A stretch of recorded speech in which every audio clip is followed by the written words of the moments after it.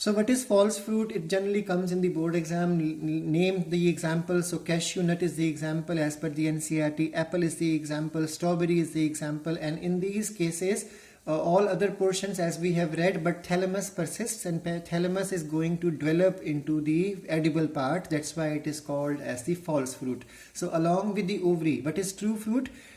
Fruit which develops only from ovary. So please pay attention when I speak this. A fruit which develops from only ovary is called as true fruit. A fruit which develops from ovary and other portion, so ovary is also involved, plus thalamus for example, you will call it as a false fruit. Although in most of the species fruits are result of fertilization, there are some examples where the fruit develops without fertilization, which are called as parthenocarpic fruits, and such fruits are seedless fruits, and banana is the example. Now this comes a lot in the exams. It has come before also in the board exam, that how that parthenocarpy is natural also. Parthenocarpy can be artificially induced. So natural means spontaneous, and then induced means stimulated. So it is possible to apply some hormones, especially the auxin hormone, and this growth hormone, plant growth hormone, is going to cause the seeds, without seed formation, fruits to develop.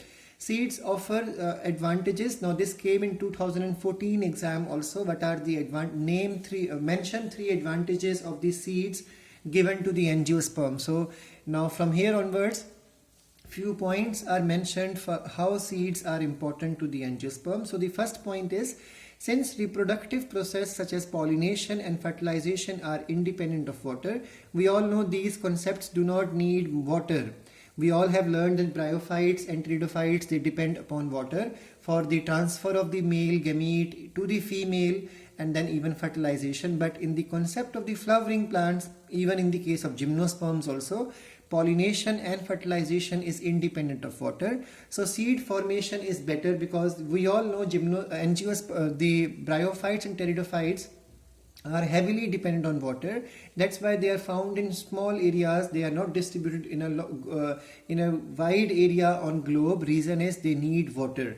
But the angiosperms they have made themselves somehow in their sexual reproduction concept independent of water. That's why to form seed is better, because seed formation requires pollination and fertilization, and in these plants, for these processes, dependence on water is not there.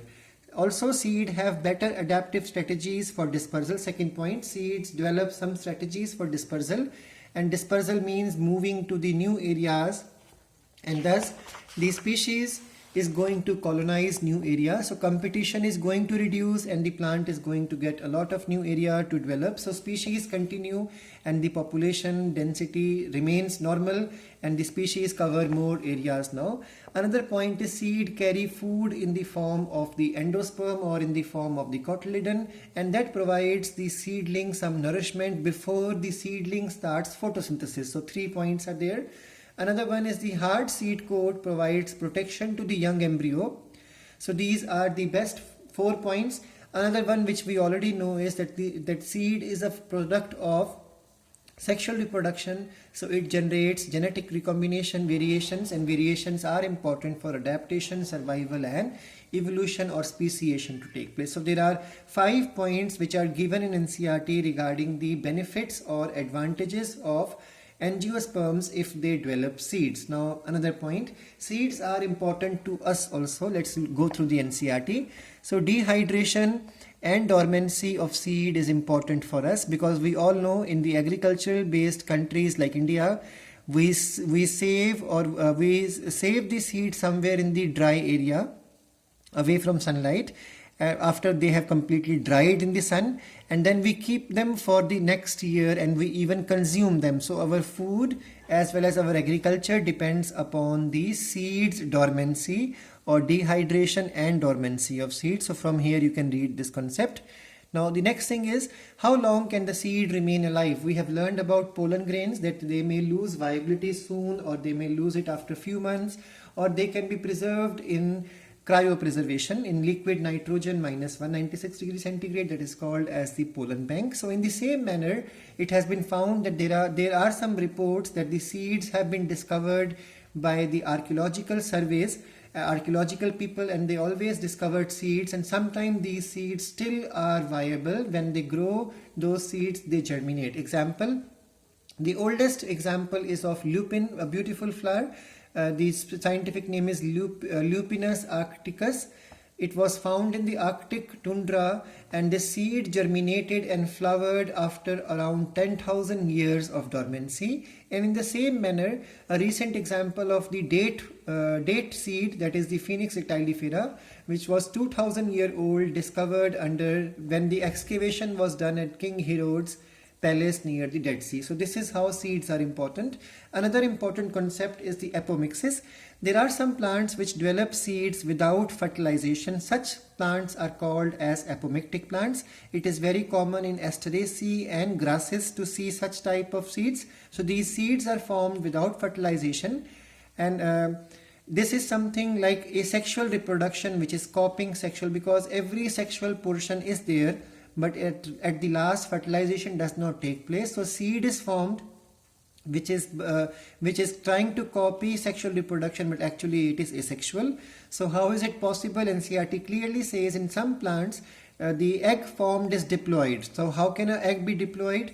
If the egg formed is from a megaspore, and megaspore is not haploid but diploid. So non-reductional division of the megaspore mother cell may give rise to the megaspore which is diploid, and such diploid megaspore will form an embryo sac which carries diploid egg. Such egg will develop into zygote without fertilization. And another concept is in citrus and mango, any nuclear cell, they are diploid cells, surrounding the embryo sac may start dividing and develop into embryo. So this is how sometimes possible to have more than one embryo in the same seed. So this is a favorite question, that when you open the seed of the orange, you may see many embryos inside. So what are the reasons you have understood now. Now there is another concept, that is hybrid seeds. Hybrids are important. We can earn more money, but the problem, they start losing their qualities in the next generation. So we need to buy them every year. To buy them every year is costly. That's why if we can turn hybrid seeds into apomictic seeds, then we need not to buy, the farmers need not to buy them every year, and their qualities will remain as such.